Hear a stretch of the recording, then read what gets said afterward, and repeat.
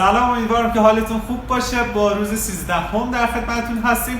امروز دیگه میخوایم بریم سراغ دست چپ و یک ذره دست چپمون رو راه بندازیم. 2 تا تمرین داریم، حتما ویدیو رو ببینید و تمرینا رو انجام بدید. این تمرین شامل 2 قسمت میشه. بریم سراغ قسمت اول. دست راستمون نوت لا رو میزنه و دست چپمون با انگشتای 5 3 1 نوت‌های لا دو میو میزنه و دست راستمون هم نوت لا روی انگشت دوم روی نوت لا باشه و دست چپمون هم لا دو می. اوکی.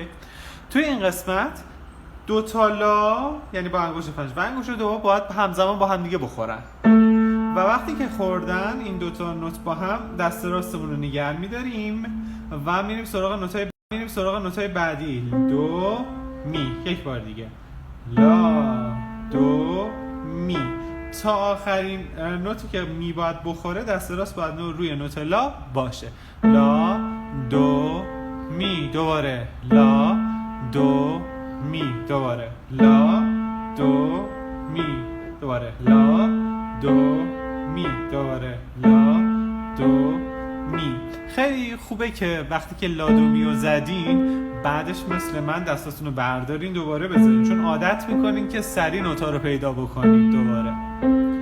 و این رو به دونه دونه بیاین عقب. این بیاد رو سول، اینم یکی بیاد عقب بشه سول سیره.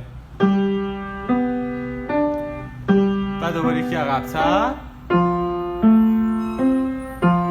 یکی دیگه عقب‌تر. همین رو میتونید چه برین عقب چه بیان جلو و این تمرین تا آخر ادامه بدین.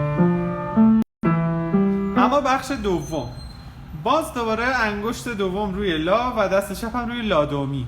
این دفعه با هر بار زدن نوت چه لا چه دو چه می نوت لا دست راست باهاش بخوره. لا دو می. دوباره لا دو می.